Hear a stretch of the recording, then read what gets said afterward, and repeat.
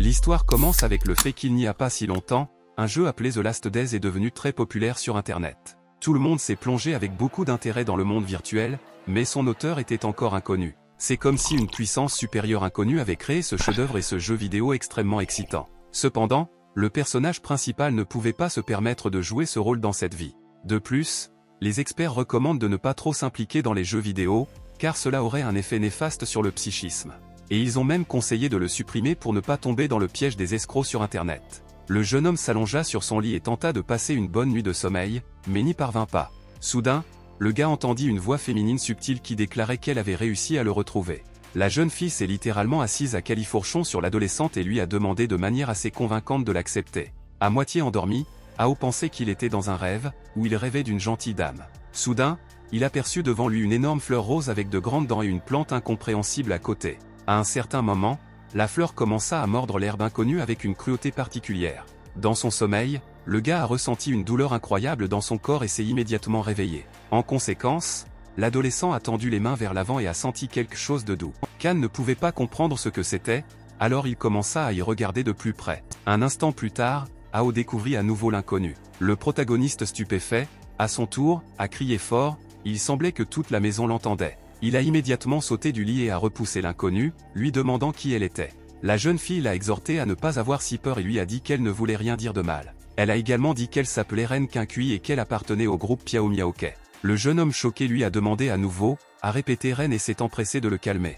Après quoi son regard tomba brusquement sur la fenêtre. Le jeune homme effrayé la regarda également. Il a été littéralement choqué par ce qui se trouvait devant sa fenêtre et l'adolescent a immédiatement reculé. Quelques secondes plus tard, un énorme monstre a volé par la fenêtre, ça ressemblait à un loup. Cependant, Kan a immédiatement escorté l'intrus à travers le mur. Abasourdi, Ao regarda en arrière et découvrit un grand trou dans le mur. Il lui semblait que c'était irréel et qu'il était encore dans un rêve, mais ce n'était pas le cas. À ce moment-là, les mains de Kui brillaient de magie et elle dit que personne ne ferait de mal à son maître. Puis ils regardèrent dehors ensemble, car des bruits étranges provenaient de la rue. Voyant plusieurs des mêmes démons, la jeune fille dit qu'ils étaient trop nombreux. Après quoi Ren sauta à terre, absolument calmement et naturellement. Elle a déclaré qu'elle s'en occuperait maintenant et lui a demandé d'attendre un peu. Anne, ne comprenant rien, regarda Kan disperser hardiment les monstres sur les côtés. Cela ressemblait à un jeu vidéo ou vraiment à un cauchemar. Cependant, à ce moment-là, le jeune homme commença à comprendre qu'il s'agissait d'une réalité inexplicable. À ce moment-là,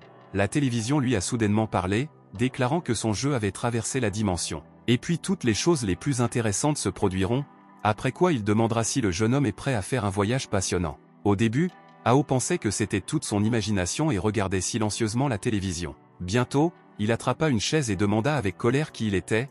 L'inconnu répondit qu'il était le créateur du jeu The Last Days. Et l'adolescente contrôlera bientôt tout en elle, lui demanda encore Kan.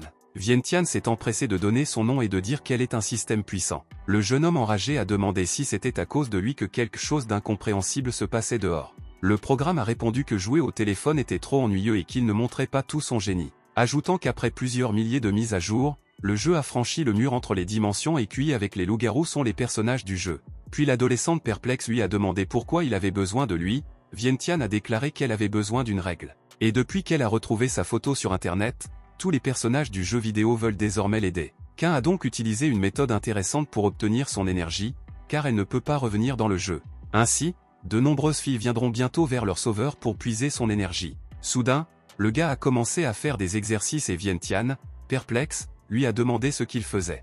Ao a répondu qu'il devait se préparer pour les batailles à venir, mais le système l'a exhorté à ne pas le prendre si au sérieux. Après tout, dans tous les cas, le résultat final sera soit sa tête coupée, soit pire encore. Ensuite, Kan a commencé à emballer ses affaires afin de simplement s'échapper, affirmant qu'il ne se laisserait pas tuer. Cependant, le programme lui a assuré qu'il était trop tard et lui a demandé de regarder dehors. Le gars réfléchit un instant, puis s'approcha lentement du trou qui s'était formé dans le mur. Où j'ai vu quelque chose d'inimaginable et j'étais tout simplement abasourdi par ce qui se passait. Le ciel nocturne était couvert de trous de verre inconnus, le système déclarait que la première invasion avait déjà commencé. Certains rayons jaillirent soudainement des phénomènes circulaires violets sur la Terre. Les citadins ne pouvaient quitter les trous de verre magiques des yeux et essayaient de comprendre ce qui se passait. Le personnage principal, à son tour, demanda à Vientiane quels étaient ces rayons lumineux. Le programme a déclaré avec joie que son jeu avait traversé la dimension ainsi que ses attributs et ses personnages. Et le jeune homme n'aura plus besoin de jouer à des jeux mobiles, car sa vie est comme un grand jeu vidéo. Ao pensait que le système était tout simplement devenu fou et qu'il ne servait vraiment à rien de s'enfuir n'importe où. Soudain, il entendit qu'un crier et baissa les yeux, là où elle était entourée de loups-garous. L'un d'eux était un roi et avait le 3e niveau, et il avait aussi l'attribut de la terre. Khan a immédiatement demandé à Vientiane de l'armer, car Ren ne serait pas en mesure de faire face à un monstre aussi puissant. Mais le programme précise qu'au départ, il doit gagner des points pour recevoir une carte avec une arme ou n'importe quelle capacité. Ajoutant qu'il avait déjà 30 points, l'adolescent sentit une sorte de piège. Mais comme il n'avait pas vraiment le choix, le gars a naturellement décidé d'utiliser ses lunettes. Il y avait 3 cartes devant lui, la rouge cachait une compétence, la bleue pouvait l'équiper, et la dorée fournissait diverses potions. Bien entendu, le jeune homme a choisi le carton rouge dans l'espoir de devenir propriétaire d'une compétence meurtrière. Ainsi, il a acquis la capacité d'un point de feu, ce qui a augmenté la puissance de l'attaque. À ce moment, un bracelet lui saisit soudain le poignet, le programme lui demanda d'attacher une carte pour activer la compétence. L'adolescent appuya immédiatement la carte Flamme Strike contre le bracelet de compétence. L'accessoire brillait immédiatement de magie du feu et l'écran montrait la capacité du point. Le gars a immédiatement ressenti un élan de force et s'est précipité pour aider la fille. Ce qui, quant à lui, ne pouvait pas faire face à un adversaire aussi puissant sous la forme du roi des loups. Le puissant loup-garou a continué à déchaîner ses coups écrasantes de QI. Le jeune guerrier était dans un état extrêmement pauvre et ne savait pas comment résister au monstre. Réalisant qu'elle n'y arrivait pas, elle commença à parler mentalement à son père, déclarant qu'elle était incapable d'accomplir ses instructions et de tout rembourser dans la prochaine vie. Le loup brutal, à son tour, commença à achever Khan, mais à ce moment-là, une flèche enflammée jaillit entre eux. C'est le personnage principal qui s'est dépêché de vaincre l'intrus et de sauver Ren. Ao apportait encore et encore ses coups les plus puissants au chef des loups-garous. Et à la fin, à l'aide d'un poing enflammé, il écrasa littéralement le démon dans le sol. Kui a été choquée par l'apparition soudaine du gars et ne pouvait pas croire qu'il avait un tel pouvoir. Elle regarda longuement son sauveur sans prononcer un seul mot. Les mains du garçon courageux et satisfait de lui-même continuaient de briller d'un feu magique. Cependant, l'invasion des loups-garous n'a pas pris fin et un instant plus tard, 3 autres loups-garous se sont approchés de lui. Inquiet, Khan cria au jeune maître qu'il y avait des loups démoniaques derrière lui. Le casse-cou, à son tour, a déclaré qu'il n'avait pas le temps de s'en occuper. Après quoi il utilisa une sorte de tourbillon enflammé qui dispersa simplement les animaux sur les côtés. À ce moment-là, le roi des monstres avait repris ses esprits et s'était levé, le gars s'est immédiatement précipité vers lui. Le seigneur loup-garou a essayé de lui résister, mais la force de Khan lui était clairement supérieure. Rassemblant toute sa puissance dans un point enflammé, Ao lança une attaque éclair. Par la suite, le monstre a pris feu, le système a signalé qu'en cas de supériorité, l'appartenance à l'attribut n'est pas prise en compte. Après quelques secondes, le loup fut finalement vaincu et s'effondra inconscient sur le sol. Après sa mort, le loup-garou a littéralement disparu dans les airs et a finalement disparu. Le système s'est empressé d'attribuer 50 points d'expérience à l'adolescent, le jeune homme regarda avec surprise la fenêtre pop-up, tandis que les serviteurs de leur démon royal décédé se dépêchaient de s'échapper du champ de bataille. Khan a décidé de se familiariser avec le panel de ses caractéristiques, où l'indicateur de force est passé à 35 unités.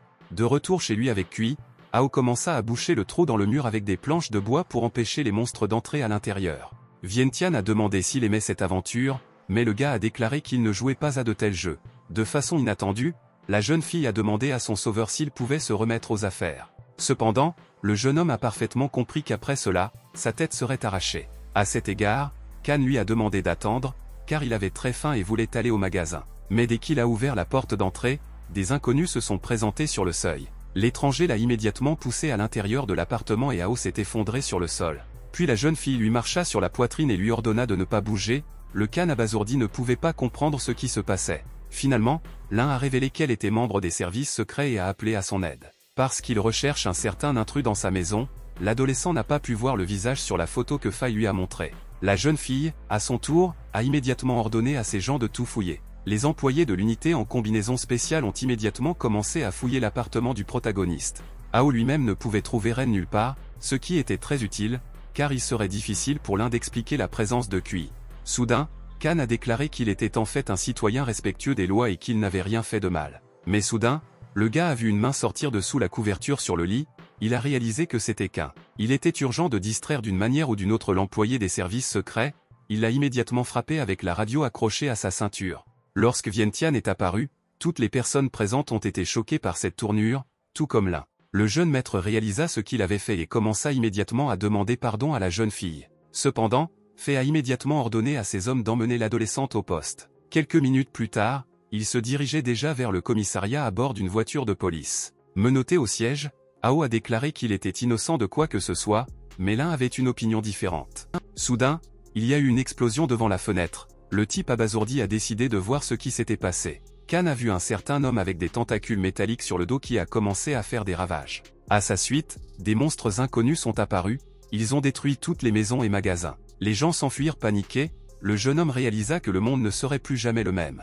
L'un, à son tour, a contacté le quartier général et a demandé la permission de capturer les criminels. Mais elle a été refusée, la jeune fille a commencé à s'en indigner, mais elle n'a rien pu faire. Finalement, après un certain temps, ils parvinrent avec succès au département. Hao a été traîné dans la salle d'interrogatoire et a reçu l'ordre d'attendre le capitaine. L'adolescent perplexe a demandé combien de temps il devait attendre l'officier, réalisant que le système l'a piégé et qu'il est maintenant obligé de siéger dans la police. À ce moment-là, un programme a parlé dans la caméra vidéo et a exprimé son mécontentement, affirmant que Kan avait un pouvoir incroyable. Et au lieu de s'occuper d'eux, il s'assoit ici. En réponse, le gars a commencé à insulter Vientiane. L'un a observé ce qui se passait dans la salle d'interrogatoire et est arrivé à la conclusion qu'il n'avait pas raison. Pendant ce temps, Hao a continué à se plaindre auprès de la caméra de vidéosurveillance. Fait a remarqué qu'elle le sous-estimait clairement, car le gars était littéralement devenu fou. Après quoi, elle a décidé de s'occuper personnellement de lui, ce qui laissait présager une conversation loin d'être calme. Une jeune fille extrêmement confiante traversa le couloir jusqu'à la salle d'interrogatoire.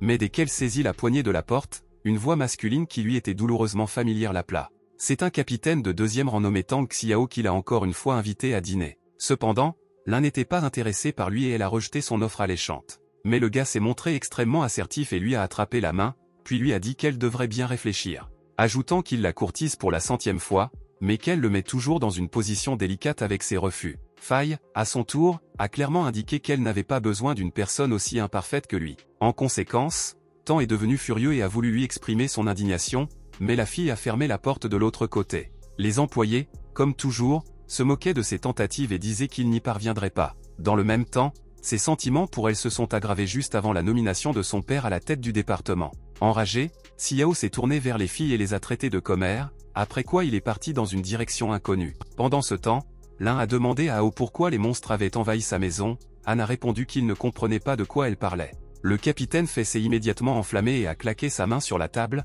ordonnant au jeune homme de ne pas faire semblant. Après tout, c'est son appartement qui a été le premier à souffrir, et quelque chose de terrible s'est libéré. L'adolescent, à son tour, commença à marmonner quelque chose de manière indistincte, mais ne put rien expliquer. À ce moment-là, des bruits étranges se firent entendre depuis le palier et du sang jaillit sur les murs. Le brutal Tang a tué de sang-froid 2 employés de la direction et était content de lui. À son poignet se trouvait exactement le même bracelet de capacité que Hao. Xiao avait l'intention de faire de même avec l'un, qu'il avait rejeté parce qu'elle l'avait encore une fois humilié. Tang s'est ensuite rendu à la salle des preuves et a dit à l'employé que le patron lui avait ordonné de vérifier les documents. Le policier, extrêmement surpris, lui remit les papiers nécessaires et lui demanda si Xiao travaillerait réellement la nuit. Le jeune homme a ignoré sa question et a demandé si des objets non identifiés avaient été envoyés aux archives.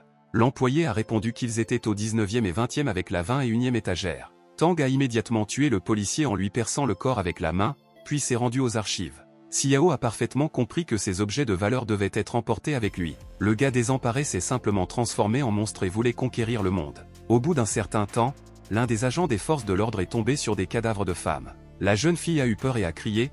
2 autres adolescents sont immédiatement venus à son secours, qui ont également découvert les corps de leurs collègues et ont été choqués par un tel événement. Naturellement, ils ont dit au chef des services secrets, Wang Shan, que Tang tuait ses collègues. L'un était furieux et a exigé des preuves de la part de ses subordonnés, car il s'agissait d'une accusation plutôt grave. Les employés du ministère ont déclaré qu'ils avaient vérifié les enregistrements des caméras vidéo et qu'il ne pouvait y avoir aucune erreur. À ce moment-là, un assistant s'est précipité dans le bureau du chef du département et a signalé que Xiao avait été retrouvé, ajoutant qu'il est dans la salle des preuves depuis 20 minutes. Mais personne ne pouvait comprendre ce dont il avait besoin là-bas et pourquoi il y était allé. Le chef du département spécial, étonnamment aigri, a déclaré que cela n'avait pas d'importance. La chose la plus importante est que Tang a tué ses collègues, et pour cela il a été condamné à mort. Wang voulait personnellement exécuter la punition. Quelques minutes plus tard, les forces spéciales ont encerclé l'entrée des archives et se sont préparées à l'assaut. L'assistant a informé Shan qu'il y avait également des patrouilles en bas pour empêcher Xiao de s'échapper par la fenêtre. Mais dès que l'un a donné l'ordre, la porte de la salle d'épreuve a été enfoncée. Soudain, il y a eu une explosion et la porte a volé sur le côté, tuant ainsi la plupart des policiers. Un tank sûr de lui se tenait sur le seuil et demanda pourquoi ils étaient venus ici. Les commandos restants ont immédiatement ouvert le feu avec leurs fusils. Cependant, Tout à coup, le corps de Xiao a commencé à être envahi par une armure métallique inconnue. Il s'est avéré que les balles étaient absolument inoffensives pour lui et n'ont causé aucun dommage. Tout le monde s'est rendu compte que Tang avait retiré des objets non identifiés des archives. Wan a immédiatement ordonné l'utilisation d'armes contre le métal. Un instant plus tard, les grenades correspondantes volèrent vers l'intrépide Xiao. Mais même l'azote liquide ne pouvait pas corroder l'armure miraculeuse, le gars souriait seulement de leurs efforts, puis il s'est précipité au combat et a déclaré qu'aujourd'hui, il verrait une vraie force. Shan a immédiatement ordonné à tout le monde d'évacuer le bâtiment. Le chef des services secrets lui-même s'est hardiment précipité pour affronter Tang. Xiao déclara que le vieil homme ne pouvait pas le vaincre et qu'il en serait bientôt convaincu lui-même. Mais Wanshan était convaincu qu'il pouvait modérer l'ardeur de Xiao, sûr de lui. En conséquence, ils se sont affrontés dans un combat mortel et la pièce entière a été ravagée par le feu.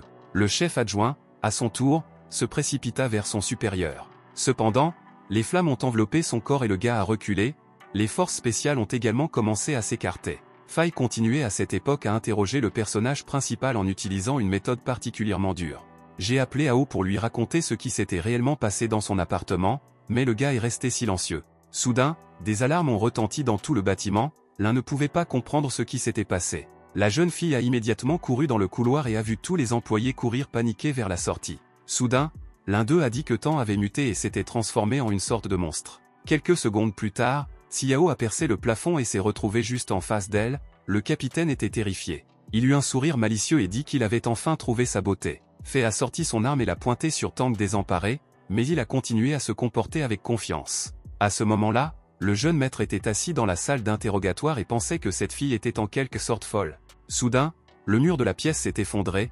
Kan n'a pas eu le temps de comprendre quoi que ce soit. Mais ensuite il a vu comment un monstre humanoïde inconnu de lui avait frappé l'un. Xiao a immédiatement pressé l'un contre le mur et a essayé par tous les moyens de gagner sa faveur. Cependant, la jeune fille, se trouvant dans une situation désespérée, ne lui rendit pas l'appareil. De façon inattendue, elle a demandé de l'aide au jeune maître, mais le personnage principal n'a même pas pensé à l'aider. Au lieu de cela, Ao voulait quitter cet endroit le plus tôt possible, mais il s'est avéré que ce n'était pas si facile. Déclarant qu'il s'était retrouvé à cet endroit complètement par hasard, Kan se précipita vers la sortie. Tang, enragé, lui ordonna à son tour de devenir rapidement incontrôlable. Mais à ce moment-là, Vientiane a commencé à insulter le gars, disant qu'il ne pouvait pas laisser la fille dans le pétrin. Indigné, Xiao pensa que c'était l'adolescent qui lui avait parlé. Cependant, le jeune homme a déclaré que le son provenait d'une caméra de vidéosurveillance et qu'il était déjà en train de partir. Tang a dit nerveusement qu'il lui donnait une dernière chance de quitter enfin le bâtiment. Mais le système a continué à exprimer son mécontentement à l'égard de Ao effrayé.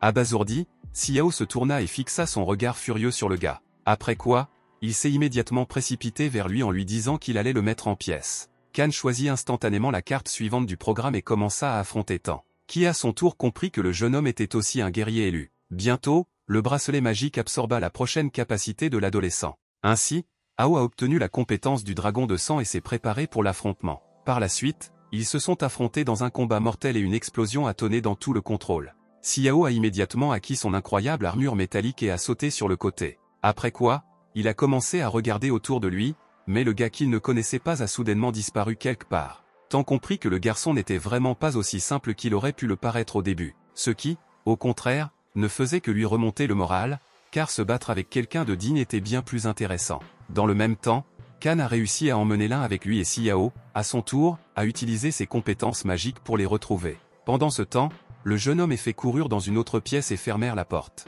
Ao croyait naïvement qu'il s'était finalement éloigné de ce fou et qu'il ne les retrouverait pas. Soudain, un programme est apparu sur l'écran du moniteur et a commencé à dire que le gars devait être courageux. L'un n'a pas compris ce que c'était. L'adolescent a commencé à parler de son incapacité à faire face à ce monstre. Cependant, le système a continué à prétendre qu'il était l'élu et qu'il devait lui plaire afin de recevoir des points d'expérience. Fei, perplexe, suggéra que ce virus informatique était de mèche avec Kan. Puis Ao a dit toute la vérité sur le jeu et qu'il dépassait le monde virtuel. L'un comprit pourquoi Tang était devenu si fort et avait très probablement vidé le coffre-fort. Après quoi la fille s'est dirigée vers la sortie, le gars surpris a demandé où elle allait, Fei a déclaré qu'elle devait retrouver son père.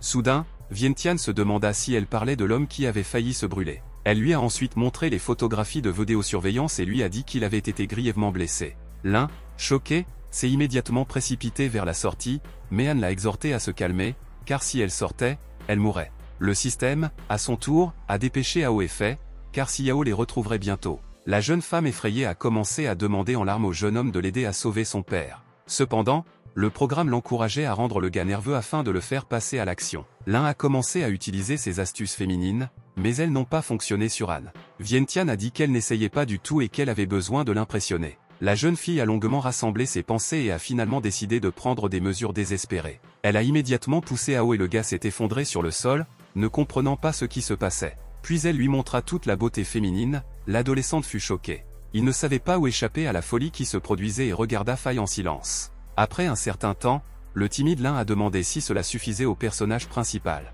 Le système enthousiaste a déclaré que cela serait probablement suffisant. Le jeune maître était gêné et ne savait pas comment se comporter dans une telle situation. Un instant plus tard, il reçut jusqu'à 200 points d'expérience. Kan fut surpris. Ainsi, Ao est devenu le premier joueur à atteindre le 3e niveau. Ainsi, il a eu l'opportunité de choisir à nouveau une carte magique, avec des accessoires plus précieux. Cependant, à ce moment-là, Tang enragé avait déjà commencé à enfoncer la porte de la pièce. Le gars, à son tour, a compris qu'il n'avait absolument pas le temps de réfléchir. À cet égard, il a choisi les 3 cartes magiques en même temps, ce qui était la bonne décision. Ses yeux brillèrent et il reçut les gants du dragon azur, augmentant ainsi son attaque. Kan a également acheté un élixir et une pilule effrayante qui pouvait modifier un attribut pendant une demi-heure. Soudain, un chien à 3 têtes a franchi la porte et s'est dépêché de les attaquer. Effrayé, l'un recula et courut littéralement contre le mur, ne sachant pas quoi faire. Ao, avec ses bras robotiques, lui a demandé de se retirer. Il a lui-même commencé à battre brutalement le chien démoniaque, lui infligeant des coups écrasantes. À ce moment-là, Xiao entendit une forte explosion et le sol sous ses pieds trembla. Abasourdi, Tang leva les yeux et vit une montée d'énergie, qui venait du bâtiment de contrôle. Il ne s'attendait pas à un tel résultat, réalisant que le garçon était capable de vaincre le chien à 3 têtes d'un seul coup. Pour cette raison, Xiao s'est précipité à l'intérieur pour s'occuper de l'adolescent. Kan, quant à lui, a réussi à éliminer le chien démoniaque en utilisant ses mains métalliques. Lui-même ne s'attendait pas à une telle force de sa part. Faye était également impressionné par sa puissance inimaginable. Le système a remarqué que s'il récupérait les 5 pièces d'armure, il serait capable d'affronter des monstres plus forts, ajoutant qu'elle a même ajusté le taux de chute de l'équipement Azur. Ao était reconnaissant envers le programme pour la première fois et s'est dépêché de faire sortir l'un du bâtiment, réalisant qu'il avait trouvé la clé de Vientiane et qu'il pourrait désormais s'améliorer facilement. Mais à ce moment-là, Tang a attaqué le gars de manière inattendue avec l'aide de ses capacités. Kan a paré son coup et a demandé pourquoi le programme ne l'avait pas averti du danger imminent. Le système extrêmement indigné a déclaré qu'il l'avait lui-même distrait avec des conversations. Xiao, à son tour, invita le jeune homme à devenir son allié afin de conquérir ce monde ensemble. Cependant, l'adolescent a déclaré que cela ne l'intéressait pas et qu'il voulait juste rentrer chez lui pour dormir. Naturellement désemparé, Tang se précipita vers Ao, démontrant ses compétences. Un instant plus tard, il lâcha des cristaux de glace vers le garçon sûr de lui. Anne a immédiatement ordonné à l'un de s'enfuir et de sauver les gens pendant qu'il s'occupait de Xiao. La fille a appelé le gars à faire attention et s'est enfui. Le jeune maître s'est immédiatement battu avec Tang. Et après un certain temps, Ao découvrit qu'il était effectivement assez fort. Xiao, à son tour, a déclaré qu'en termes d'expérience de combat, il était loin de lui et ne serait jamais comparable. Kan commença à réfléchir à la façon dont il pourrait vaincre cet homme fou, car son armure ignorait la plupart des coups. Mais à un certain moment, Tang a lancé une autre attaque et sa main est restée coincée dans le bloc de Ao. Et peu importe comment Xiao a essayé de la faire sortir, rien n'a fonctionné, donnant ainsi au gars l'opportunité de mener son attaque. Naturellement, Kan en a profité et a commencé à se tordre le bras, ce qui était extrêmement douloureux. Après quoi il commença à donner des coups puissants avec ses gants métalliques. Tang commença à comprendre la situation dans laquelle il se trouvait, mais il ne pouvait rien faire.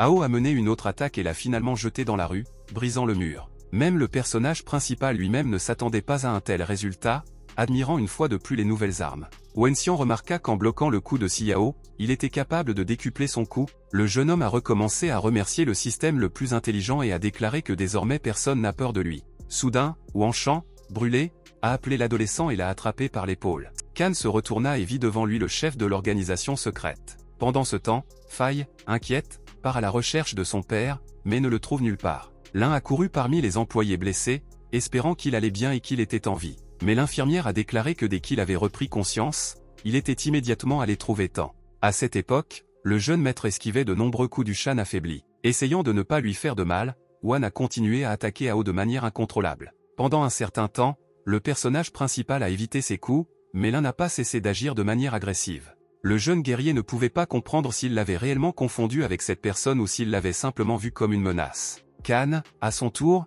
essaya de le calmer, mais toutes ses tentatives furent vaines. Wanshan croyait toujours qu'il combattait Xiao et ne voulait rien écouter. En conséquence, il ne pouvait penser à rien de mieux que de simplement fuir le champ de bataille en disant que le vieil homme avait commis une erreur. À ce moment, Fei trouva finalement son père désemparé et lui demanda de ne pas toucher Ao. Soudain, Van s'arrêta et regarda longuement sa fille. Finalement, le chef des services secrets a repris ses esprits et s'est calmé. Les ambulances n'ont pas cessé d'aider les gens et la plupart d'entre eux ont été hospitalisés. Selon les premières estimations, 6 personnes ont été tuées, 13 ont été grièvement blessées et 45 ont été légèrement blessées. Au même moment, 135 objets ont disparu du stockage, et Tang a profité de l'instant pour s'échapper. Shan a déclaré qu'il devait être traduit en justice de toute urgence. Puis il a demandé à Ao d'appeler le système de Last Days pour découvrir ce qui s'était passé. Kan a répondu qu'il essayait de faire cela depuis une demi-journée, mais le programme n'a pas répondu. Fei a déclaré qu'elle l'avait vu de ses propres yeux et que le gars ne mentait pas. Wan a compris que Tang avait acquis une partie de l'artefact et que c'était un problème, et on ne savait pas non plus à quel point c'était dangereux. À cet égard, il a suggéré de tout signaler à ses supérieurs et d'organiser une équipe d'intervention rapide. Le chef a également nommé sa fille responsable de l'équipe et Kan comme assistante. L'adolescente a été choquée. Ao a demandé de ne pas l'impliquer dans cette histoire, disant qu'il devait effectivement aller travailler demain. Mais pendant qu'il disait tout cela, le fauteuil du chef des services secrets était vide. Van, qui se trouvait à 1 mètre de lui, a déclaré qu'il avait transformé le bâtiment en ruine d'un seul coup et qu'il était désormais obligé de compenser. Après quoi Fei a ramené à la maison le gars extrêmement insatisfait. Kan a remarqué que son père savait comment trouver une approche avec les gens, mais il n'aime pas le fait qu'il voulait juste aider, mais maintenant il se retrouve endetté. De façon inattendue, l'un a déclaré qu'il ne pouvait pas la laisser dans la situation actuelle. Le jeune homme n'arrivait pas à y croire, car quelques heures auparavant, elle l'avait battu dans la salle d'interrogatoire et s'était comportée comme une folle. Et voilà que Fei lui demande de l'aide, c'était assez suspect. Elle l'a alors exhorté à prendre les choses nécessaires et à la suivre, car si Ao allait clairement se venger d'elle. Mais quand Ao entra dans l'appartement, il vit le charmant Ren devant lui, qui a dit qu'elle l'avait déjà attendu et qu'elle était prête à soulager la tension, car il était visiblement épuisé par toute la journée.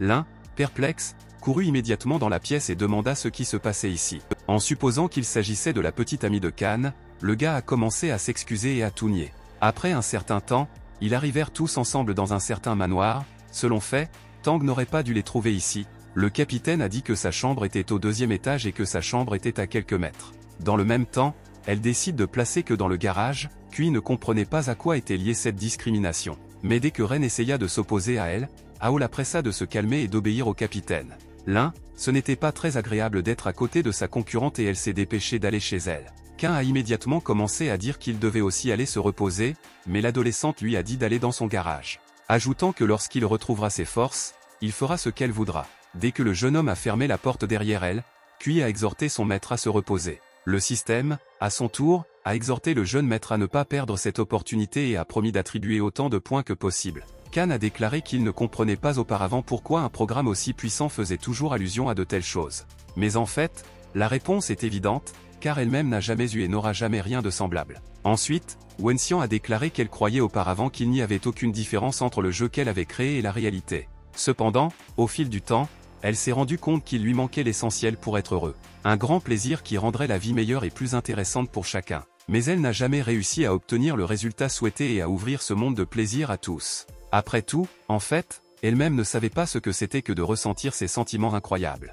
Le programme a donc cherché à comprendre à travers le personnage principal ce qu'est ce plaisir. Le jeune maître perplexe a déclaré qu'Internet regorge de telles ressources. Mais le système a dit que ce n'était pas le cas, et en plus, il y a Ren avec les autres personnages. Kan a insisté de son côté et a appelé Vientiane à bloquer le canal, car qu'un seul suffirait. Cependant, le programme ne le pensait pas, répondant que plus il y avait de filles, mieux c'était. Abasourdi, Ao a demandé si elle ne pouvait vraiment pas arrêter tout cela. Le système s'y est opposé, affirmant qu'elle était la créatrice et qu'il s'agissait de son jeu vidéo, afin qu'elle puisse facilement gérer tous les processus. Le gars a attrapé l'interrupteur à bascule du compteur et a dit qu'il pouvait couper l'électricité et que ce serait la fin. Vientiane a tristement déclaré qu'en fait elle avait mélangé le code d'une autre dimension et n'avait pas pu empêcher l'arrivée des monstres. Mais si Anne lui donne suffisamment de données pour remplir le code manquant, alors tout prendra fin.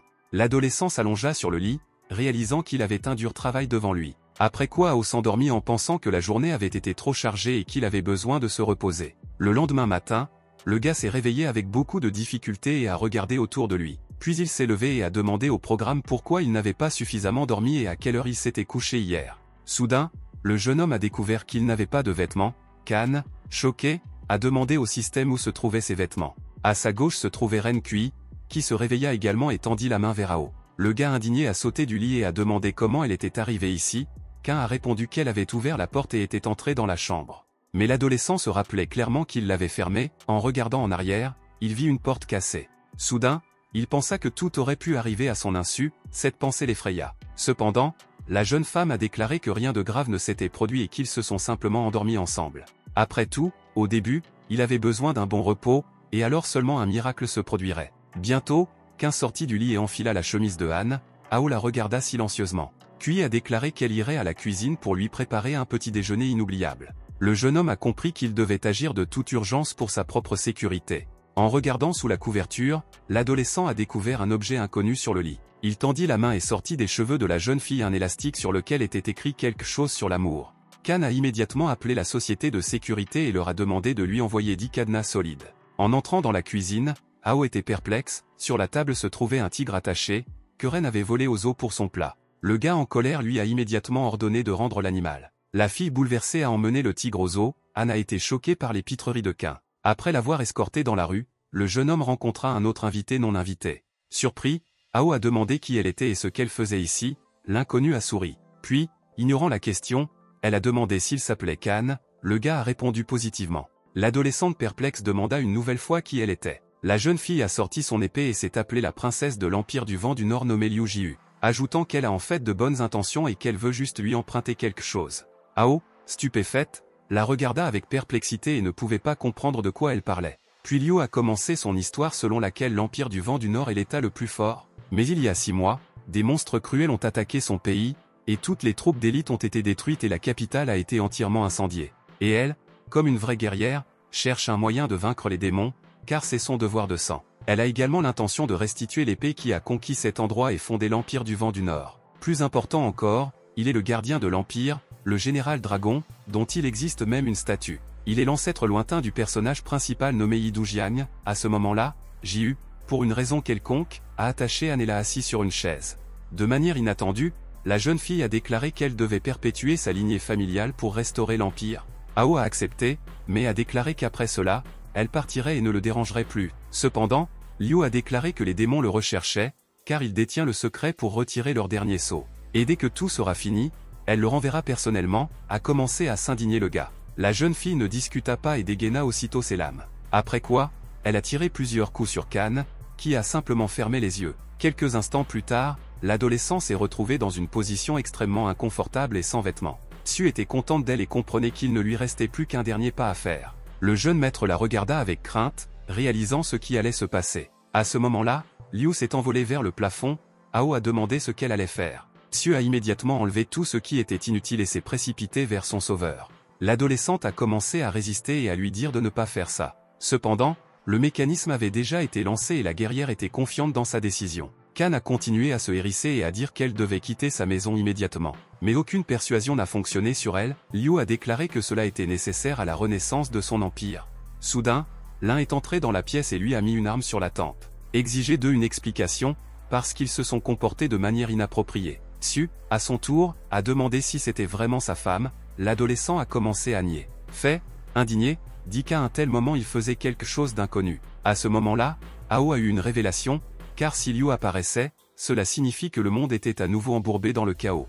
Depuis, la deuxième invasion de monstres a commencé et doit être évitée. À cet égard, Han a demandé à l'un s'il pouvait contrôler la situation actuelle. Fait a rapporté que son père lui avait ordonné d'aller secourir l'équipe et que le bureau travaillait également à la restitution des objets perdus. Ao a dit qu'il partait immédiatement, mais Tsu a essayé de s'y opposer. Mais elle n'a jamais atteint le résultat souhaité, car le salut de l'humanité était avant tout. Liu, têtu, a continué à persuader l'adolescent, mais le jeune homme a tenu bon. Dire qu'ils finiront certainement ce qu'ils ont commencé et qu'il l'aidera à relancer l'Empire. Finalement, le guerrier réalisa qu'il n'y avait désormais aucun moyen de persuader le gars. À ce propos, elle a déclaré qu'elle attendrait avec impatience son retour. Kain a déclaré qu'il lui donnerait une chance si elle l'aidait dans une affaire importante. Comme elle n'avait pas beaucoup de choix, Tsu a accepté et a demandé qui devait être tué. Pendant ce temps, le détachement des était complètement liquidé, les corps étaient éparpillés dans la rue. Le département a tenté en vain de contacter ses subordonnés, mais personne n'a répondu. Soudain, Tang décrocha la radio et répondit, alors qu'il faisait semblant d'être un membre de l'équipe.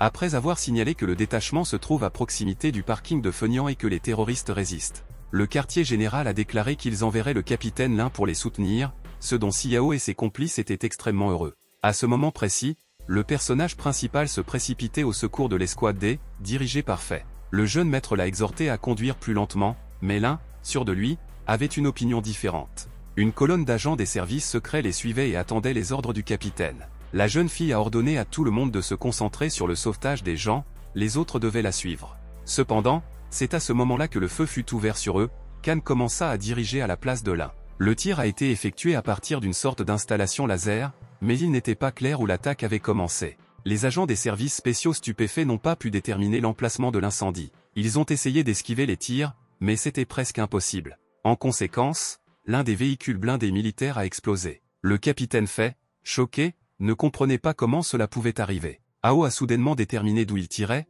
c'était le deuxième étage du bâtiment juste en face d'eux. À l'aide de fusils loups, les bandits ont réussi à éliminer la plupart des voitures. Alors qu'il ne restait plus que 3 voitures, Han a exhorté Tsu à agir immédiatement. Le guerrier est immédiatement passé à l'action et a commencé à tuer les tireurs d'élite, qui, à leur tour, ne pouvaient pas comprendre de quel côté ils étaient attaqués. En conséquence, les terroristes sont morts les uns après les autres, sans comprendre de quoi il s'agissait. À un certain moment, Liu a sauté avec eux sur le toit d'un immeuble à 2 étages. Par la suite, plusieurs autres tireurs d'élite ont perdu la vie, la jeune fille a agi avec une extrême confiance. Soudain, Kan remarqua qu'il commençait à recevoir des points d'expérience. Le système a immédiatement signalé que Jiu avait obéi à ses ordres et qu'il avait donc reçu des points pour avoir tué Liu.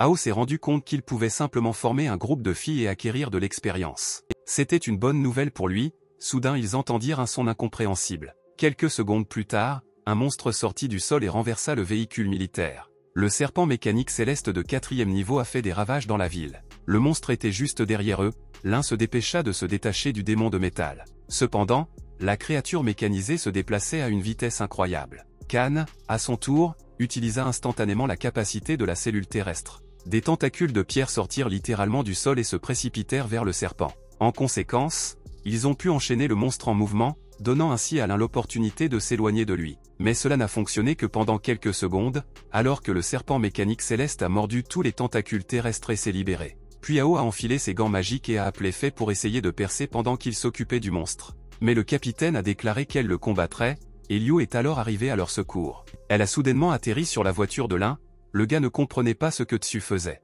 Le guerrier a déclaré qu'il ne serait pas capable de vaincre le serpent mécanisé. Parce qu'il est trop fort et résilient, Kan ne savait pas quoi faire. Liu, à son tour, a déclaré qu'elle s'occuperait personnellement du monstre et qu'il devait percer davantage. Après quoi, la courageuse jeune fille s'est lancée dans un combat acharné avec la créature robotique. À ce moment-là, Hao décida de tenter sa chance et sortit une autre carte magique. En même temps, il demanda à Vientiane de lui donner une compétence qui pourrait vaincre le serpent. Cependant, il a reçu une carte plutôt faible et le gars a commencé à insulter le programme. Le système a répondu qu'il ne pouvait pas constamment acquérir uniquement des compétences de haut rang. Après tout, ils abandonnent au hasard, et soudain une flèche enflammée s'envole dans la voiture de Fei. À la suite du choc, la porte conducteur a instantanément cassé ses charnières et s'est envolée sur le côté. Effrayé, l'un sauta sur le jeune maître et déclara que ses flèches étaient explosives.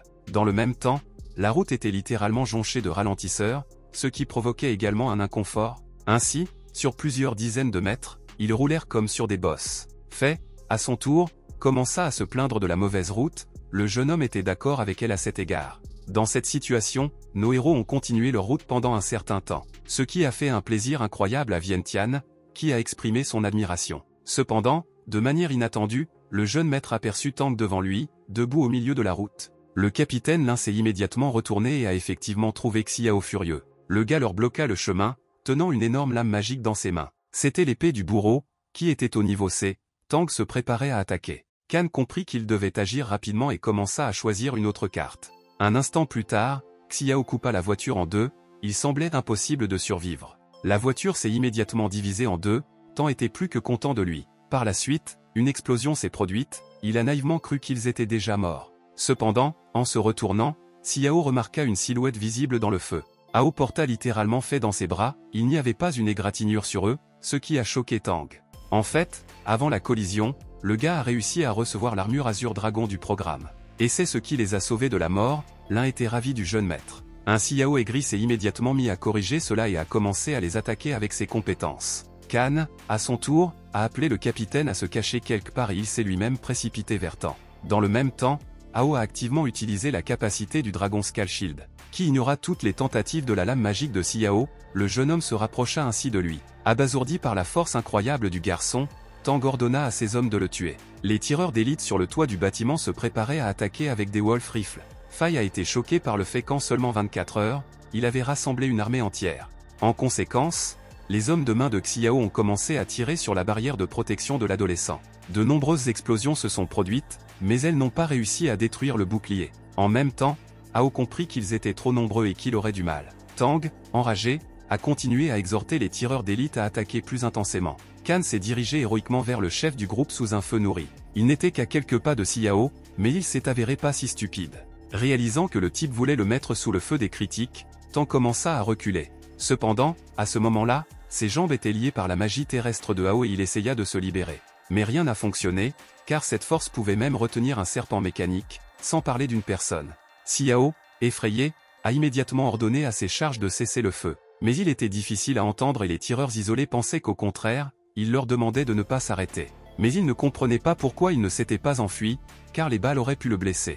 Ainsi, ils continuèrent la canonnade avec toutes les armes, et un barrage de flèches enflammées vola vers Tan.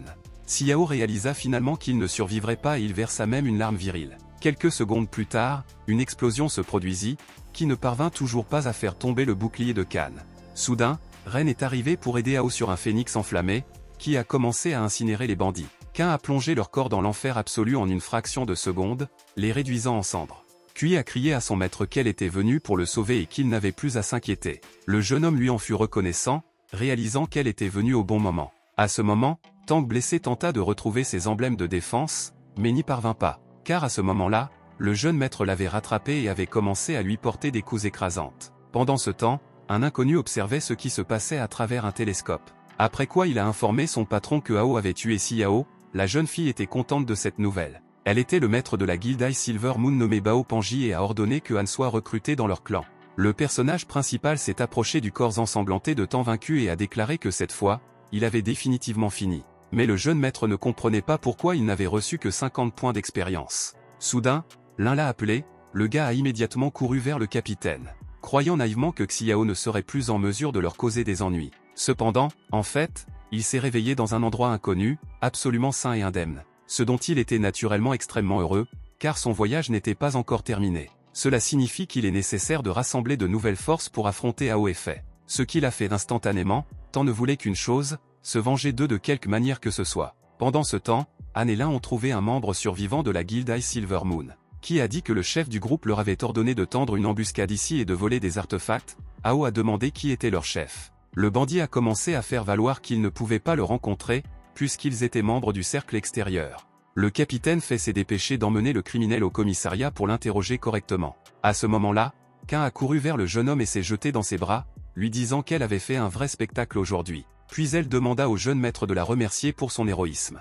Cependant, Kan a déclaré qu'il devait d'abord aider dessus, puis se reposer. Liu, qui est soudainement apparu, a déclaré que cela était inutile, puisqu'elle avait vaincu le serpent robotique. Ajoutant que même si cela n'a pas été facile, elle y est parvenue sans leur aide. Le système a immédiatement attribué à Ao 100 points d'expérience, le gars a été agréablement surpris par une telle récompense. Ainsi, sa puissance d'attaque était déjà de 75 unités et son coup critique était passé à 3 points. En même temps, il comprenait parfaitement que le 4e niveau était encore loin et qu'il devait accumuler plus de points. De plus, il était extrêmement difficile d'influencer les décisions de Vientiane et il ne restait plus qu'à suivre les règles de développement des compétences. Bientôt, ils rentrèrent tous ensemble chez eux, où Kan put enfin reposer en paix. L'adolescent voulait commander de la nourriture en ligne, mais ses services étaient assez chers. Soudain, Kan entra dans la pièce et appela le monsieur pour déjeuner, elle tenait une assiette de nouilles dans ses mains. La jeune fille a été extrêmement polie envers Ao et a déclaré qu'il aimerait qu'elle cuisine. Le jeune homme affamé a immédiatement commencé à manger et a dit que ses nouilles étaient vraiment très savoureuses.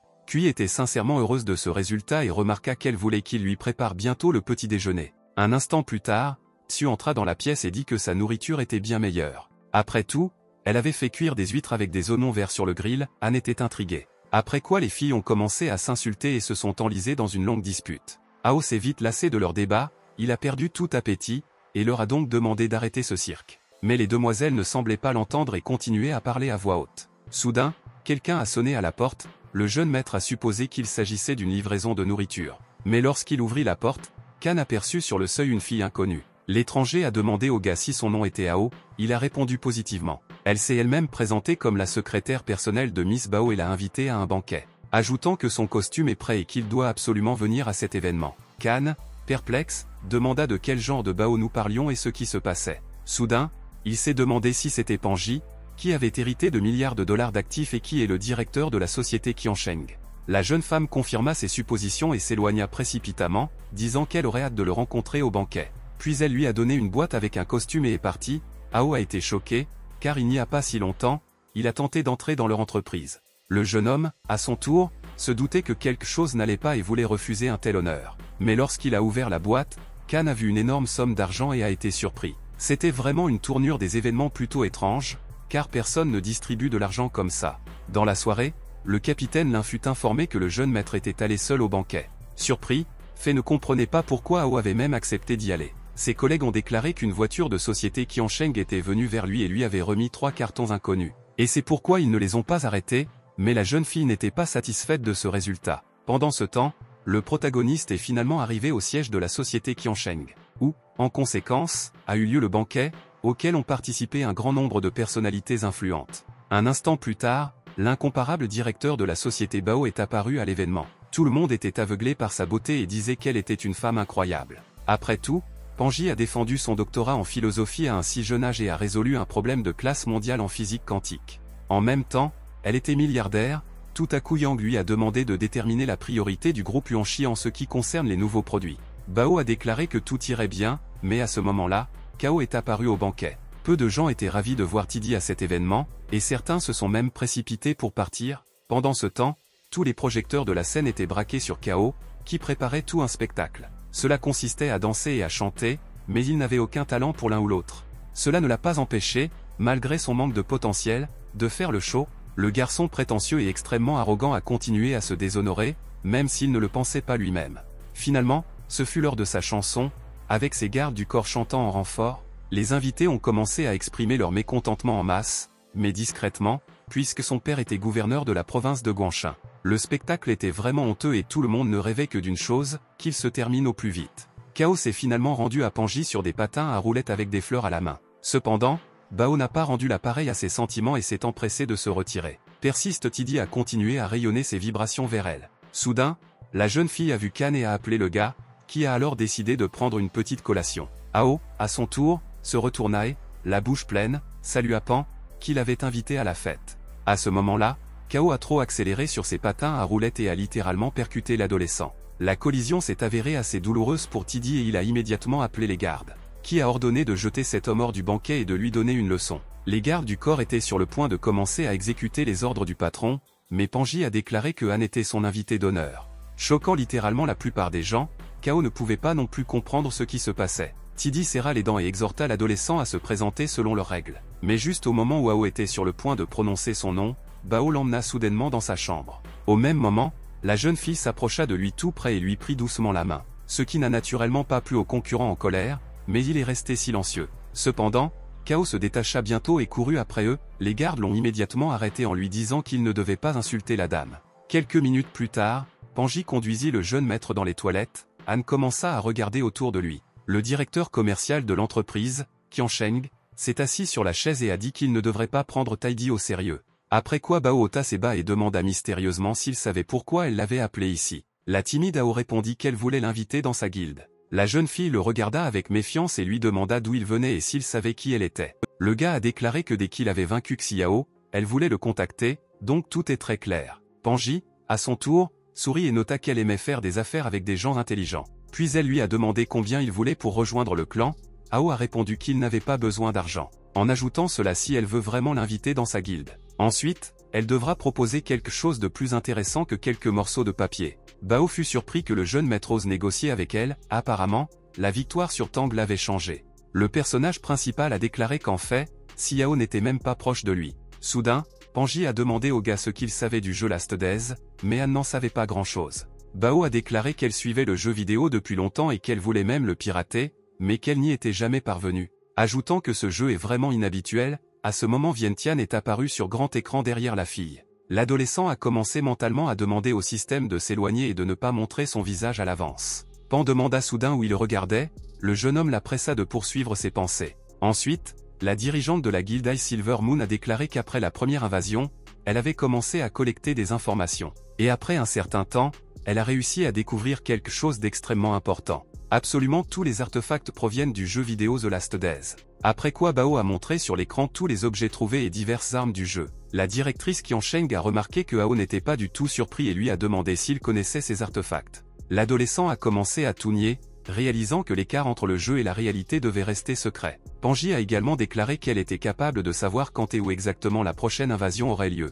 Surpris, Kan a demandé si cela ne se produisait pas partout dans le monde en même temps. Bao était en partie d'accord, mais les artefacts apparaissent à certains endroits qu'elle a montrés sur la carte. Ensuite, la fille a appelé le gars pour qu'il rejoigne son clan et lui a promis de l'aider à atteindre le sommet. À ce moment-là, le capitaine l'un du toit s'est abaissé sur une corde jusqu'à la fenêtre de cette pièce et a observé ce qui se passait. Fai a immédiatement contacté ses accusés et leur a ordonné d'attendre des instructions supplémentaires. Elle comprenait parfaitement que si Hao acceptait, alors tout serait perdu. De manière inattendue, le jeune maître a refusé la demande de Panji et a déclaré qu'il avait fait une promesse à une seule personne et qu'il ne pouvait pas la rompre. Le capitaine Lin était ravi de sa réponse et commençait même à éprouver des sentiments pour Anne. Après quoi, le gars a recommandé à Bao de dissoudre la guilde, car tôt ou tard la police viendrait les chercher. L'assistant Pan a demandé aux dirigeants si ce type devait être éliminé, mais Ji a refusé cette idée, ajoutant qu'elle a un projet complètement différent et que très bientôt ce jeune homme deviendra sa propriété. Pendant ce temps, sous le quartier général de Qiansheng, un chaos enragé attendait Hao. Tiddy s'est assis dans la voiture et a commencé à bouillir de colère de plus en plus à chaque seconde. Finalement, l'adolescent a quitté le bâtiment, comme l'a rapporté le chauffeur personnel de Kao. Le personnage principal à ce moment-là a sorti son téléphone. Tiddy a supposé qu'il appelait ses subordonnés pour qu'ils viennent le chercher. Cependant, un peu plus tard, il est devenu évident que le gars avait simplement loué un vélo. Kao et son garde du corps ont été choqués par le fait qu'il était en réalité un mendiant. À cet égard, Tiddy a immédiatement ordonné au chauffeur d'attraper cet homme. L'agent de sécurité a immédiatement appuyé sur la pédale jusqu'au sol, mais la voiture est restée immobile. Ce qui les a fait réfléchir, c'est que le gars abasourdi s'est retourné et a vu Tan, qui a soulevé la voiture d'une seule main et ne lui a donc pas donné la possibilité de bouger. Xiao a demandé de manière très convaincante à Kao de sortir de la voiture pour discuter de quelque chose. À ce moment-là, il était tard dans la soirée et Hao rentra finalement chez lui. En se promenant dans les chambres, il pensait que même la location de vélo était devenue plus chère, mais il n'avait pas d'argent. Soudain, un nain souriant le salua et lui offrit un verre d'eau, réalisant qu'il était épuisé de toute la journée. Extrêmement surpris, Kan prit une tasse d'eau et la remercia de son inquiétude. Soudain, Fai souleva son t-shirt et annonça que la climatisation ne refroidissait pas bien aujourd'hui. Le jeune homme perplexe regarda autour de lui et demanda où étaient Aletsu et Ren. La jeune fille a immédiatement frappé le mur, laissant une marque dessus, et a déclaré qu'elle les avait envoyés renouveler leur carte d'identité, ajoutant qu'il doit bien se comporter pour qu'elle ne prenne pas les mesures appropriées. L'un a ensuite dit qu'elle voulait discuter de quelque chose avec lui seul depuis très longtemps. À ce moment-là, une certaine fusée se dirigeait vers leur maison à grande vitesse. Cependant, les installations anti-aériennes ont réagi rapidement à la menace. En conséquence, les canons ont abattu l'obus et la lueur a littéralement recouvert le ciel nocturne. Les vitres des cadres de fenêtres ont volé hors de la maison comme une onde de choc, et le personnage principal a instantanément recouvert fait de lui-même. Le jeune maître a demandé au capitaine ce qui s'était passé. L'un a répondu que le système d'armes de mêlée avait explosé. L'employé des services secrets a alors demandé des informations à ses gardes. L'un d'eux a rapporté que l'attaque d'artillerie avait été détectée par radar et stoppée par le système d'interception, ajoutant que la planque était pratiquement intacte et que plusieurs fenêtres devaient être réparées. Et la recherche d'une position de lancement d'artillerie est actuellement en cours. À ce moment, Kao s'est indigné, déclarant qu'ils ne pouvaient pas tuer ce Kan, mais qu'ils avaient seulement créé un désordre et que maintenant ils les recherchent. Cependant, Tang l'a exhorté à ne pas paniquer et à se calmer car il s'agissait simplement de fixer un objectif, et puis la vraie performance commencera, puis Xiao utilisera un peu de magie. Le sol était enveloppé d'un brouillard violet et Tiddy, abasourdi, demanda ce que c'était. Un instant plus tard, une cigale armée de niveau 2 est apparue au sol, ce qui a immédiatement ouvert le feu en direction du bâtiment où se trouvait Hao et Fei. L'un, quant à elle, a ordonné à ses accusés d'appeler l'équipe antiterroriste. Après tout, s'ils ont de l'artillerie, alors ils ont probablement d'autres armes. Tout à coup le ciel s'est illuminé de nombreux obus. Après quelques secondes, ils atteignirent leur objectif et mirent en pièces la maison du capitaine Fei. Kao en était extrêmement heureux et a dit que c'était vraiment un vrai spectacle. Mettant l'a exhorté à se rendre à l'endroit suivant, Tiddy, choqué, lui a demandé s'ils avaient tué le garçon. Xiao a dit que ce type est un dur à cuire et qu'il ne sera pas capable de s'occuper de lui aussi facilement. À ce moment-là, la maison était littéralement en ruine et tout était en feu. Ao a réussi à enfiler l'armure du dragon azur et à couvrir l'un de lui-même, la sauvant ainsi. La fille en colère a dit que c'était trop et qu'il devait riposter. Après un certain temps, Faye s'est présentée à Panji avec des policiers, qui s'est assise dans son bureau dans un calme absolu et a reçu des invités influents. Bao, perplexe, a demandé au capitaine des services secrets ce qui se passait. L'un lui a présenté un mandat d'arrêt et lui a dit qu'elle était soupçonnée d'avoir perpétré un attentat terroriste. Monsieur Yang, extrêmement indigné, et les autres hommes d'affaires se sont précipités pour s'opposer à elle. Pan elle-même a déclaré que Faye ne pourrait pas l'emmener avec seulement quelques officiers, parce qu'il n'y en avait clairement pas assez, après quoi J eut un sourire malicieux. À ce moment, le jeune maître courut dans la pièce et les appela tous à se calmer, ajoutant que s'ils commencent à entrer en conflit les uns avec les autres, ils tomberont certainement dans le piège du vrai criminel. J, de la même manière calme, a demandé au gars s'il pensait qu'elle n'était pas coupable. Kan a répondu qu'il la croyait vraiment, car si elle voulait le tuer, elle l'aurait déjà fait lors du banquet. En conséquence, Bao a montré du respect pour Ao et a accepté de suivre le capitaine Faye. L'un, à son tour, a demandé avec colère si le mandat d'arrêt n'était pas aussi efficace que celui de ce jeune homme. Naturellement, cela est devenu une véritable sensation pour les journalistes, et ils ne pouvaient pas manquer l'occasion de filmer un reportage à ce sujet, où le correspondant a rapporté que la célèbre femme d'affaires Panji avait été arrêtée, mais que la police cachait les détails. Une fois aux commandes, Bao a commencé à nier son implication dans la guilde Ice Silver Moon. Faye a demandé pourquoi elle avait invité Anne. J a calmement répondu qu'elle voulait juste lui parler. Wanshan, à son tour, a regardé l'interrogatoire et a demandé à Ao si elle n'était vraiment pas celle qu'il recherchait. Le gars a répondu positivement, car elle souhaite toujours qu'il rejoigne son clan. Shan a alors demandé qui le poursuivait. Le jeune homme réfléchit et ne comprit pas qui pouvait réellement lui causer des ennuis. Pendant ce temps, l'assistante Panji retourna à son bureau et ferma la porte derrière elle. Soudain, elle a vu Tang devant elle et s'est figée sur place. Xiao l'a immédiatement attrapé. Puis il a demandé où se trouvait le système qui prédit l'avenir. Le personnage principal à ce moment-là a continué à discuter avec qui il était tombé dans un piège. Le chef des services secrets a demandé ce qu'il devait faire ensuite. Le jeune maître décida de se rendre dans l'entreprise de Bao pour observer ses subordonnés. À ce moment-là, un assistant est venu en courant vers Vania et lui a dit que la prison était attaquée par des mutants et que leur cible était les prisonniers les plus gardés. Kan a déclaré qu'il pourrait s'agir des mêmes personnes qui l'avaient attaqué et qu'il se rendrait donc sur les lieux. Soudain, Shan arrêta l'adolescent d'un ton autoritaire et Ao se retourna. Le responsable de l'organisation l'a encouragé à emmener son équipe avec lui pour assurer le succès. Le jeune homme a été surpris par cette nouvelle et a posé des questions sur sa propre équipe. Cette équipe s'est avérée être composée de membres du Thunder Rapid Response Squad. Wan a remarqué qu'ils sont les meilleurs maîtres et que chacun d'eux est capable de vaincre des dizaines d'ennemis. Ajoutant qu'à partir de maintenant Kan est leur capitaine et qu'il le dirigera, ils ont également des compétences particulières. Le gars était satisfait de la décision du patron et a appelé l'équipe à déménager immédiatement. À ce moment-là, la prison était littéralement transformée en ruine et brûlait. Les prisonniers en ont profité pour s'échapper et ont couru dans différentes directions. Cependant, plusieurs d'entre eux ont décidé de se moquer des gardes, ce qui a été leur erreur fatale. Un instant plus tard, le nouveau capitaine est apparu avec son équipe. En conséquence, ils ont commencé l'extermination massive de prisonniers particulièrement dangereux. Ao a ordonné à ses subordonnés d'arrêter immédiatement les criminels survivants. Ainsi, ils ont réussi à arrêter plusieurs personnes et Anne a demandé ce qu'il en était des mutants. La Thunder Squad a indiqué qu'ils avaient très probablement fui avant leur arrivée, puisqu'aucune trace n'avait été trouvée. Pendant ce temps, Tang continuait de garder le jeune assistant de Panji au bureau. Là où il l'attachait et appelait constamment quelqu'un, Kao était aussi avec lui, qui était tout le temps nerveux. Persuadant Xiao de sortir rapidement d'ici pour qu'il ne soit pas attrapé, Tang fut informé que Ao était déjà à proximité. À cet égard, il a appelé Tidi à se calmer et a déclaré que bientôt tout serait fini et qu'il tuerait cet enfant. À ce moment, le jeune maître et Ren s'envolèrent sur son phénix jusqu'au bureau principal de Bao. Après quoi ils se sont précipités vers le bureau de Pan. Anne a remercié Kan pour son aide. Mais dès qu'ils sont entrés dans le bâtiment, des gardes ensanglantés étaient partout. Un instant plus tard, un Tang aigri leur apparut. Ao ne s'attendait pas à une telle rencontre. Xiao, comme toujours, s'est comporté avec une extrême arrogance. L'adolescent, à son tour, ne pouvait pas croire ce qui se passait. Déclarant qu'il l'avait personnellement tué et que cela ne pouvait pas arriver, Tang se contenta de sourire en réponse. Puis il dit qu'en fait il est immortel et qu'il est déjà ressuscité plusieurs fois. Le courageux jeune homme a alors décidé de l'arrêter et de le mettre derrière les barreaux. Xiao a dit qu'il devrait d'abord trouver un moyen de sortir de ce cercle. Au même moment, une certaine installation s'est activée, et il semblait se trouver derrière une sorte de barrière de protection. Kan s'est dépêché de détruire le bouclier magique avec l'aide de ses capacités. Mais peu importe le nombre de fois où le gars a frappé, il n'a jamais réussi à franchir la barrière. Tang a continué à sourire effrontément et à dire qu'il ne réussirait pas. À un certain moment, Ao s'est enfui à nouveau et a attaqué le bouclier, se retrouvant ensuite dans un endroit inconnu. Ensuite, Khan a demandé au système ce qui s'était passé, le programme a répondu, c'est de la magie illusoire et il restera à l'intérieur jusqu'à ce que l'installation s'effondre.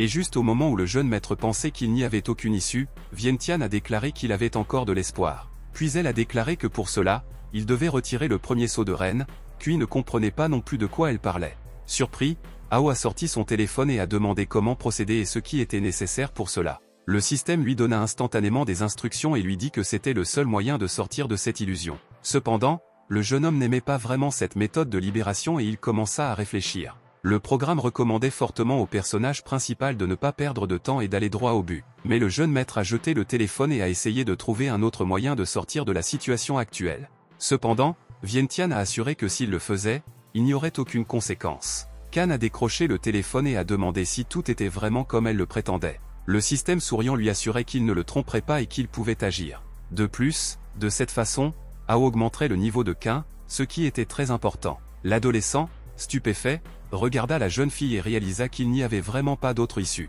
Après quoi, il s'est approché de Ren et lui a expliqué la situation, sans y réfléchir à deux fois, puis a accepté. Le gars a de nouveau examiné la jeune femme et a essayé de rassembler ses pensées. Finalement, Anne a osé se mettre au travail, Khan n'était que content de ce résultat. Le résultat final a été qu'ils ont supprimé tout ce qui était inutile, se sentant enthousiasmés par cela. Après un certain temps, un miracle s'est finalement produit et ils ont fusionné en un seul tout. Il était alors tard dans la nuit, mais le processus devait être achevé. Ce fut une expérience incroyable pour eux deux et ils étaient extrêmement heureux. Le temps était magnifique partout, le ciel étoilé mystérieux nous faisait signe. Le jeune maître comprit que suffisamment de temps s'était écoulé et qu'il était temps d'en finir. L'eau jaillit soudainement d'un barrage voisin, c'était un spectacle inimaginable. Les vagues ont littéralement commencé à inonder tout autour, Khan n'a pas compris ce qui se passait. Soudain, tous les arbres furent enveloppés d'une sorte de magie et ils brillèrent en bleu. Le personnage principal regardait ce qui se passait et ne pouvait détourner ses yeux d'une telle beauté. Après quoi Ao a demandé au système si le sceau avait été retiré,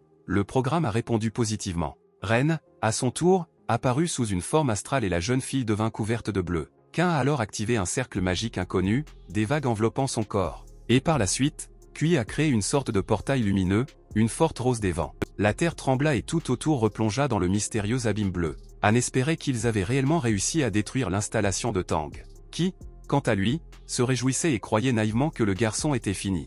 Xiao souleva lentement l'installation de la barrière de protection et éclata de sourire. Il était extrêmement curieux de voir le visage de Ao, privé de son dernier espoir de salut. Mais soudain, l'appareil a semblé court-circuiter et a commencé à émettre des décharges électriques. En conséquence, l'installation a explosé et Tang ensanglanté a été jeté sur le côté. Quelques secondes plus tard, il a vu un indemne avec Cui devant lui et a été choqué. Je ne comprends pas comment cela est possible et comment ils sont sortis de l'illusion. Le gars sûr de lui a dit que Xiao n'était pas le seul à s'avérer immortel, ajoutant qu'il ne s'y attendait clairement pas et que tous ses plans se sont effondrés comme un château de cartes. Tang se leva instantanément et utilisa ses capacités magiques. Ayant généré deux lames, Xiao enragé se précipita pour attaquer le jeune maître. À ce moment-là, l'adolescent avait réussi à enfiler l'armure légendaire et à esquiver avec succès ses coups. Cependant, il découvrit soudain qu'il avait quand même réussi à endommager l'armure du dragon azur. Le système a signalé que ses épées pouvaient pénétrer n'importe quelle armure et qu'il devait donc attaquer. Ao a décidé d'utiliser les liens spirituels de Khan pour détruire Tang. Un instant plus tard, un certain fil magique coupa les lames de Xiao et il resta sans armes. L'adolescent s'est dépêché de générer une épée de niveau C et a continué la bataille. Tang commença à réaliser qu'il ne pouvait pas le vaincre si facilement et il tenta de s'échapper. Mais Khan ne lui a pas donné une telle opportunité et l'a renversé. Xiao s'est effondré sur le sol, alors le jeune homme courut vers lui et s'empressa d'en finir avec le maître désemparé. Ao a immédiatement plongé sa lame dans son corps, Tang a crié de douleur sauvage. Après quoi, il déclara qu'il ne le tuerait pas et demanda comment il avait été ressuscité la dernière fois. Même dans cette situation, Xiao est resté arrogant et a répondu qu'il le découvrirait peut-être dans sa prochaine vie. Cette réponse ne satisfit naturellement pas Anne et il mit fin aux souffrances de Tang. En conséquence, une explosion s'est produite aux étages inférieurs du bâtiment, il semblait qu'il ne survivrait pas après cela. Le capitaine Lin a vu l'explosion et s'est inquiété pour son bien-aimé Ao. Parmi les ruines, elle trouva le jeune maître et se dépêcha d'aider l'adolescent. Le protagoniste a exhorté Fei à emmener immédiatement Ren blessé à l'hôpital. L'un perplexe a demandé comment il avait réussi à survivre à l'explosion, le jeune homme a répondu que Cui l'avait sauvé. Après tout, en fait, au moment de ce qui s'est passé, le gars a essayé de retenir le coup avec sa magie. Cependant, il n'y est pas parvenu, car l'explosion était trop forte. Par la suite, son armure de dragon azur a été détruite et Khan a été envoyé s'envoler. Puis le gars a soudainement découvert qu'un blessé, qui a rampé vers lui. La jeune fille était dans un état grave et a déclaré qu'elle l'avait protégée du mieux qu'elle pouvait. Le jeune maître a essayé de l'aider, mais à ce moment-là, la jeune fille avait perdu connaissance. L'un a noté que l'ampleur de l'explosion était tout simplement incroyable et que ceux qui l'avaient fait étaient tout simplement fous. Puis Ao a dit qu'en fait Tang n'était pas mort et avait utilisé l'initiation de la mort, ajoutant qu'il a très probablement déjà pris possession du programme Panji et qu'il doit être arrêté. À ce propos, lui et Fei se sont immédiatement précipités dans les escaliers pour tout savoir. Mais lorsqu'ils se sont précipités dans le bureau du chef de la Guilde Silver Moon, Xiao n'était pas là. Au lieu de cela, ils ont trouvé l'assistante de Bao ligoté et se sont précipités pour l'aider. La fille a dit que tout avait été organisé par Tidi, qui a volé le programme Pan. Abasourdi, Fei demanda où se trouvait le reste du clan et comment l'ennemi avait réussi à envahir ici si facilement. La jeune fille a déclaré que Kao avait soudoyé plusieurs personnes et qu'elles étaient venues à ses côtés. Pendant ce temps, Tang, blessé, est retourné à son appartement, où il se cachait de tout le monde. Xiao s'effondra au sol et réalisa que Ao était en effet beaucoup plus fort qu'il ne l'avait imaginé. Mais il n'avait plus le droit à l'erreur, alors il décida d'agir avec certitude. À ce moment, son téléphone portable a sonné et Tang a rampé vers lui avec une douleur dans le corps. C'était Tidi, qui à son tour demandait avec colère où il était. Après un certain temps, ils se rencontrèrent et Kao commença à exprimer son mécontentement. Xiao l'a encore une fois exhorté à se calmer et lui a demandé s'il avait apporté la clé USB. Tai a déclaré que Tang n'était pas lui-même et qu'il ne lui permettrait pas de provoquer le chaos mondial. Un instant plus tard, une foule de personnes brutales l'entourèrent et Di déclara qu'il résoudrait le problème avec lui. Les voyous armés, quant à eux, attendaient avec impatience de nouvelles instructions. Cependant, l'arrogant Xiao a déclaré que ces faibles ne seraient pas en mesure de faire face à lui. Kao leur a immédiatement ordonné de tuer Tang et a promis 3 milliards en récompense. Une foule affolée de mutants armés se précipita instantanément vers le maître. Xiao a immédiatement généré des griffes magiques et a déclaré qu'il pouvait facilement les gérer. En conséquence, une bagarre massive a éclaté, tout était couvert de sang. À ce moment-là, le personnage principal informa Panji que son programme avait été volé. La jeune fille était terrifiée. Ao a déclaré qu'il était nécessaire d'arrêter le programme à distance, mais Bao a assuré que cela ne pouvait pas être fait. L'un a proposé de créer un nouvel ensemble de programmes pour connaître le lieu et l'heure de la prochaine invasion. J a répondu que s'ils avaient les données originales, elles pourraient être refaites, mais leur stockage a été détruit. Alors le jeune maître lui montra le système et la pressa de le lui demander. Pan, perplexe, demanda ce que c'était. Khan a déclaré qu'il était une intelligence artificielle et le créateur du jeu The Last Days. Abasourdi, Bao a demandé si un certain système était un développeur de jeux vidéo. Ao a répondu positivement et a demandé à Vientiane de fournir les informations dont ils avaient besoin. Le programme disait qu'ils feraient tout s'ils effectuaient un triple vol. Le gars était horrifié par de telles exigences.